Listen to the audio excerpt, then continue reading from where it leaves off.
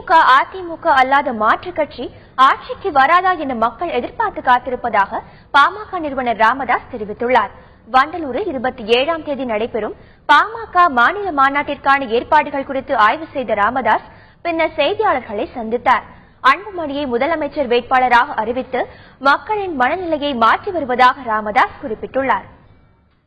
திமுக அதிமுக இந்த இரண்டு கட்சிகளால் தமிழ்நாடு 50 ஆண்டு காலத்தில் சீரழிந்து சின்னாபின்னமாக்கப்பட்டது.